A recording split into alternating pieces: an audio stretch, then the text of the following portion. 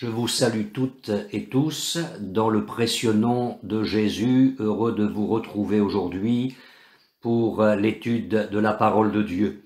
J'aimerais revenir sur le verset 9 du chapitre 1er de l'Apocalypse. Je vous le relis.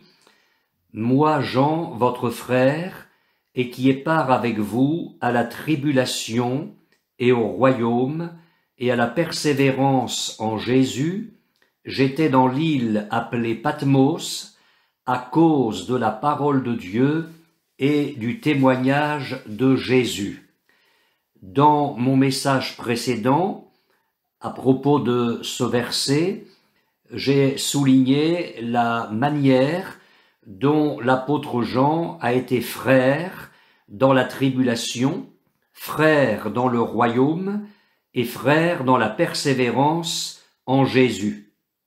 Je voudrais attirer votre attention aujourd'hui sur la seconde partie du verset 9 que je vous relis.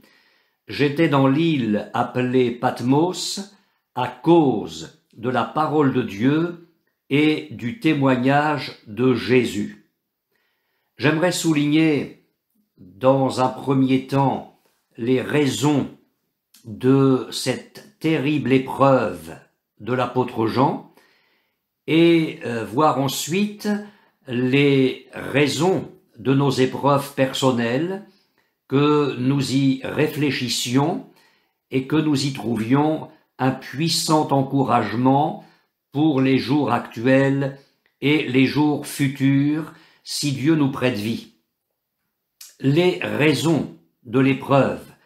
Jean précise qu'il était exilé dans l'île de Patmos à cause de la parole de Dieu et du témoignage de Jésus.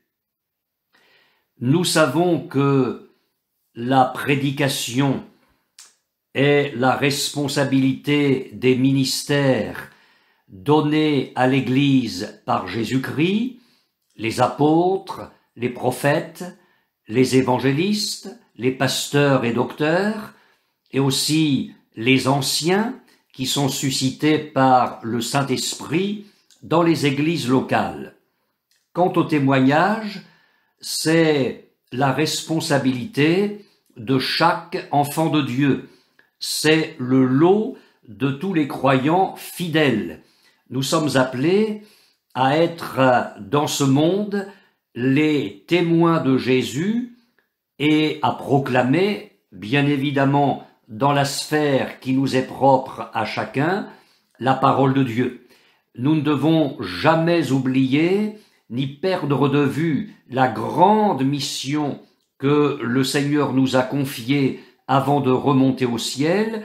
Il nous a dit « Vous recevrez de la puissance, le Saint-Esprit survenant sur vous, et vous serez mes témoins à Jérusalem, dans la Judée, dans la Samarie et jusqu'aux extrémités de la terre. » Par ailleurs, nous ne devons jamais oublier que le diable suscite toutes sortes d'épreuves, de tribulations, de persécutions à cause de la parole de Dieu qui est prêchée et à cause du témoignage que nous rendons au Seigneur Jésus. Il redoute particulièrement la parole de Dieu prêchée fidèlement et le témoignage fidèle qui est rendu par les membres de l'Église de Christ au Seigneur Jésus. J'aimerais vous ramener au verset 2 du chapitre 1er de l'Apocalypse. On va même lire le verset 1er. « Révélation de Jésus-Christ que Dieu lui a donnée pour montrer à ses serviteurs les choses qui doivent arriver bientôt et qu'il a fait connaître par l'envoi de son ange à son serviteur Jean. » Écoutez bien la suite. « Lequel a attesté la parole de Dieu et le témoignage de Jésus-Christ, tout ce qu'il a vu. » En d'autres termes, Jean a été fidèle à la parole de Dieu et au témoignage de Jésus, et c'est la raison pour laquelle il s'est retrouvé exilé, âgé, dans l'île de Patmos. Le diable ne redoute pas les prédicateurs infidèles, il ne redoute pas les chrétiens lâches et infidèles à leur témoignage. Par contre, il livre une guerre spirituelle acharnée contre les serviteurs de Dieu qui ont le message fidèle et contre les chrétiens qui ont une vie conforme à la volonté du Seigneur Jésus. Donc l'apôtre Jean a été capable d'endurer le pire pour l'amour de son Sauveur. Ça, c'est une chose. La seconde, c'est que, étant exilé dans l'île de Patmos, à cause de la parole de Dieu et du témoignage de Jésus, on pourrait penser que sa vie va se terminer comme un exilé, qu'à bout de force, dans les mines de l'île de Patmos, Jean va terminer sa course chrétienne. Il n'en est rien. Il va encore recevoir d'autres révélations, et ces révélations sont encore appelées au verset 2, la parole de Dieu et le témoignage de Jésus. Et il va recevoir ces révélations-là au risque de nouvelles souffrances. Mais sa vie est sur l'autel de Dieu. Nous pouvons nous poser la question, pourquoi certains croyants ne font-ils pas de progrès dans leur vie spirituelle? Pourquoi est-ce qu'ils ne se fortifient pas? Pourquoi est-ce qu'ils ne s'affermissent pas? Pourquoi est-ce qu'ils ne tendent pas vers une stature d'adulte en Jésus-Christ?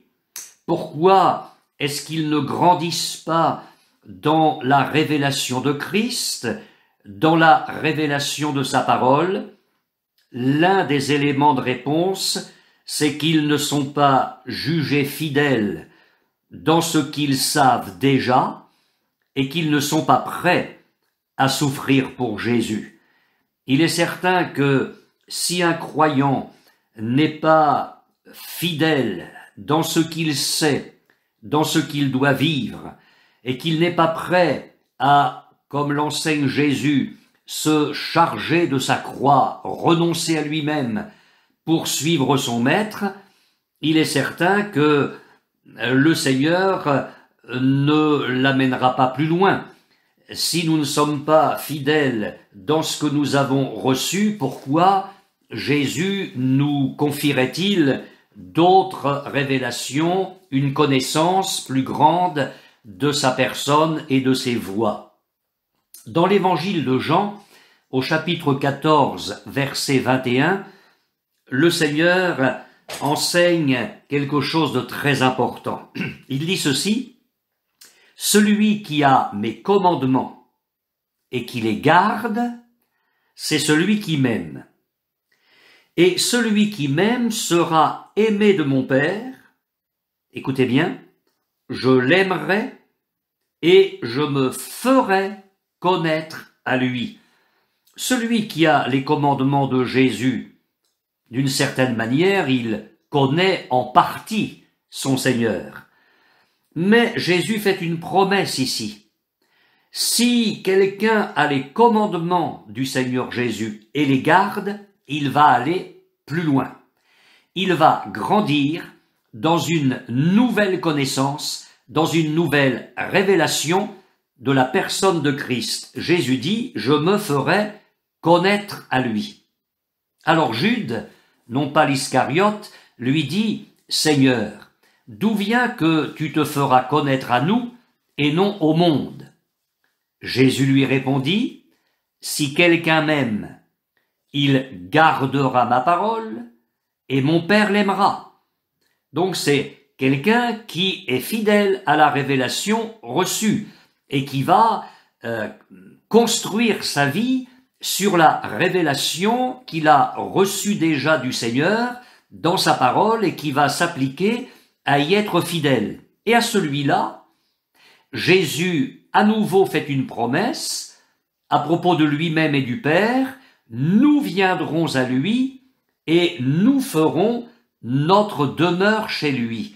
Il y a une promesse de développement, de croissance dans l'intimité de Dieu, dans la communion de Dieu. Nous avons été appelés à la communion avec le Seigneur et à la communion de son Fils Jésus-Christ.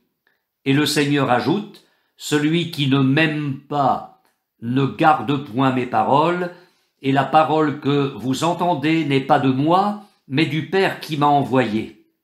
Je vous ai dit ces choses pendant que je demeure avec vous, mais le Consolateur, l'Esprit Saint, que le Père enverra en mon nom, vous enseignera toutes choses et vous rappellera tout ce que je vous ai dit. Il y a là une promesse extraordinaire concernant notre relation, notre communion avec la Trinité tout entière.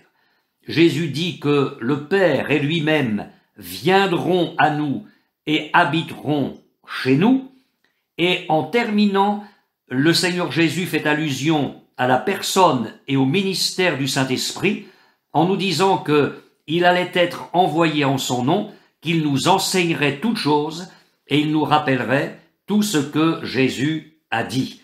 Donc, à partir du moment où je suis fidèle à ce que j'ai reçu du Seigneur, aux révélations de Dieu dans sa parole, à partir du moment où ma vie est sur l'autel de Dieu et où je suis prêt à souffrir pour la parole du Seigneur et le témoignage à rendre à Jésus, ce peut être là un tremplin sur lequel Dieu va encore ajouter des richesses, des grâces et toutes sortes de bénédictions.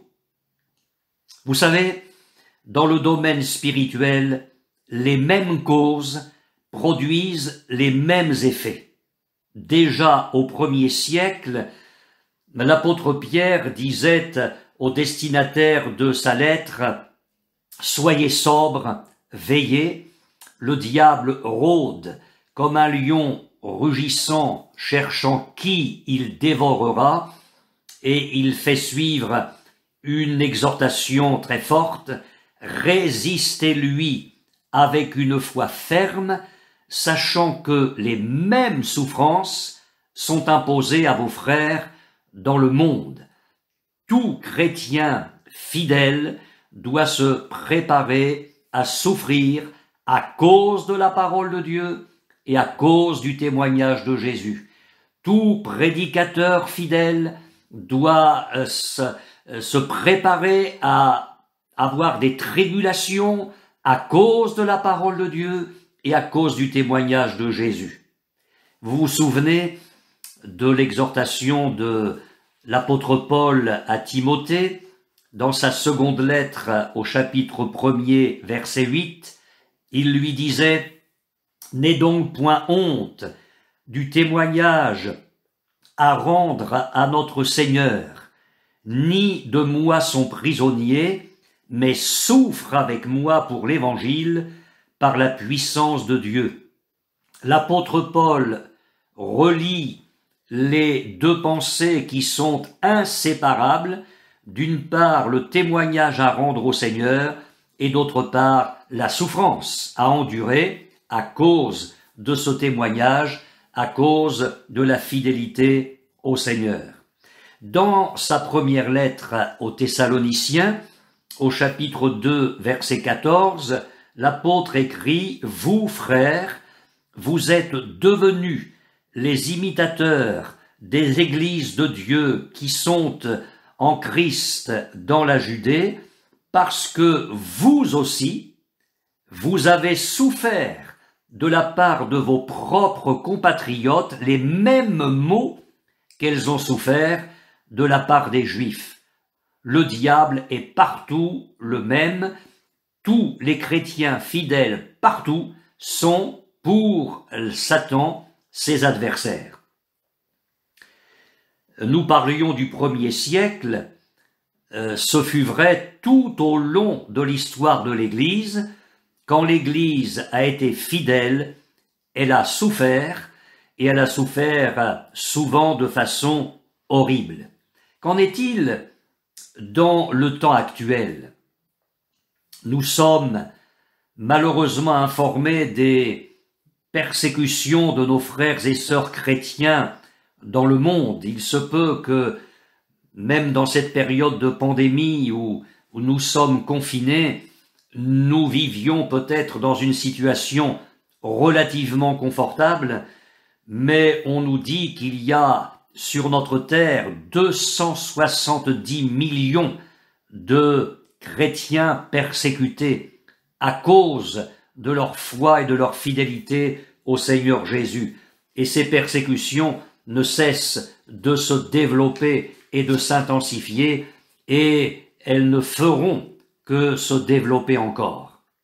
En ce qui concerne les temps à venir, l'apôtre Jean nous a parlé du Seigneur Jésus dans le livre de l'Apocalypse, quand il ouvre progressivement les 7 sceaux du livre de la rédemption, et l'apôtre Jean écrit à propos du 5e sceau, je vous le lis au chapitre 6, verset 9 de l'Apocalypse, « Quand il ouvrit le 5e sceau, je vis sous l'autel les âmes de ceux qui avaient été immolés à cause de la parole de Dieu et à cause du témoignage qu'ils avaient rendu. » Et les versets suivants, ils crièrent d'une voix forte en disant « Jusques à quand, Maître saint et véritable, tardes-tu à juger et à tirer vengeance de notre sang sur les habitants de la terre?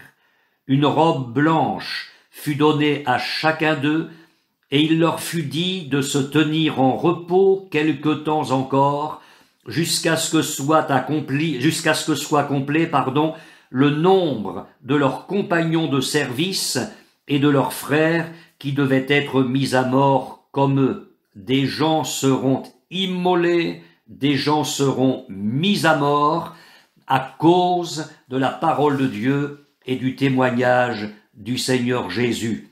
Et vers la fin du livre de l'Apocalypse, au chapitre 20 et au verset 4, l'apôtre Jean nous dit encore « Et je vis les âmes de ceux qui avaient été décapités à cause du témoignage de Jésus et à cause de la parole de Dieu. » Et nous avons des informations qui nous parviennent ici et là de plusieurs pays où la parole de Dieu est en train de s'accomplir à la lettre. Nos frères, nos sœurs sont décapités à cause de leur fidélité. On accroche même leur crâne sur des clôtures. Il y a là quelque chose d'horrible. J'en viens à la deuxième pensée que j'évoquais très brièvement il y a quelques minutes. Dieu peut aussi permettre certaines épreuves à cause des révélations qu'il veut nous donner. Non pas à cause de celles que nous avons reçues seulement, mais à cause de celles qu'il veut nous communiquer encore.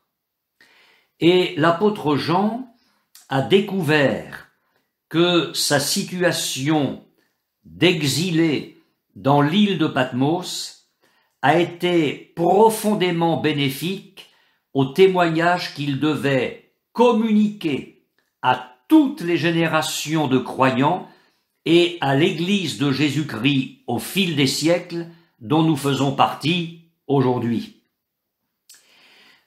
Nos épreuves ne sont jamais permises par Dieu pour rien. Dieu a tout fait pour un but. Et il nous aime tellement que tout ce qui peut survenir et qu'il permet dans notre vie a un but, et il est important que nous sachions transformer la vallée de Baca en un lieu plein de sources. L'apôtre Paul, on ne parle plus de Jean, l'apôtre Paul a eu son désert d'Arabie, Et il le dit dans l'épître aux Galates, où après son chemin de Damas, la révélation extraordinaire qu'il a eue de Jésus-Christ, il n'est pas monté à Jérusalem vers ceux qui ont été apôtres avant lui, mais il est parti pour l'Arabie, et il y est resté quelques années.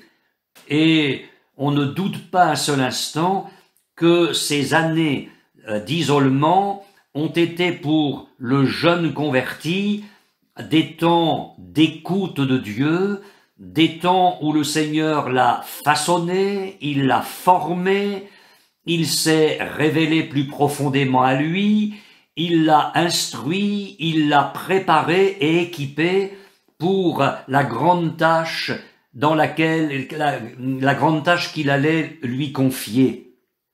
Si on considère un peu plus loin les étapes que le Seigneur a fait franchir à l'apôtre Paul, on remarque que ces emprisonnements qui auraient pu être considérés comme un arrêt dans son ministère, un temps stérile, pourquoi des mois d'emprisonnement à période régulière.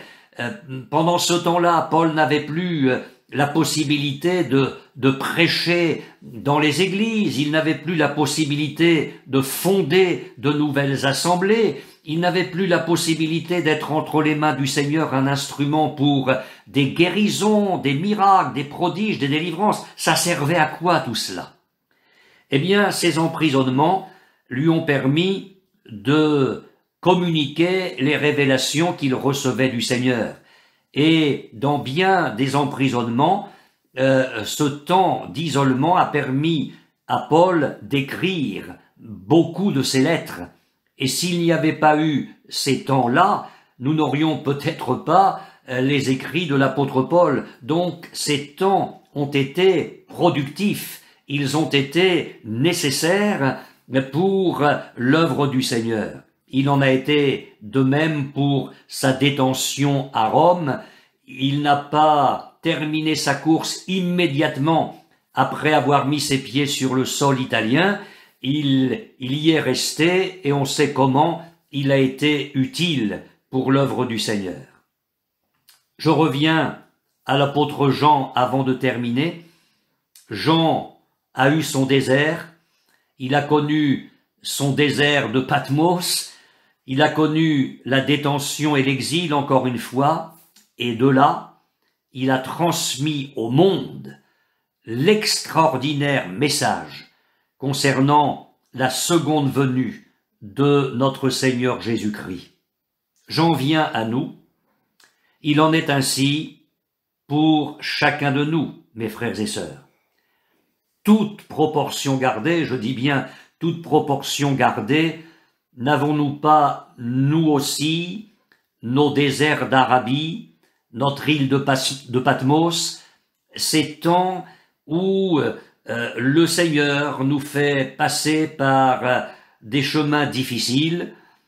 À l'heure actuelle, le monde passe par un temps terrible, l'Église n'y échappe pas, mais je dis que tout est dans la main de Dieu et que pour nous, chrétiens, il y a dans nos épreuves personnelles, sans parler de la pandémie, parlons de nos épreuves avant la pandémie, parlons de ce que nous connaîtrons après la pandémie. Je crois que nous avons quelque chose à apprendre du Seigneur. Au lieu de murmurer, au lieu de nous décourager, au lieu de nous lamenter, de regimber contre la discipline du Seigneur ou tout simplement son école, il faut que nous apprenions à voir dans nos épreuves de nouvelles occasions de rencontrer Christ, d'avoir une nouvelle révélation de sa personne, un renouveau dans notre ministère de pasteur, un renouvellement dans notre mission de témoin de Jésus-Christ, de gagneur d'âme. Et si nous savons tirer de nos épreuves ces richesses-là, alors nous pourrons nous réjouir de la joie de l'Esprit. Que le Seigneur vous donne toute sa grâce. Amen.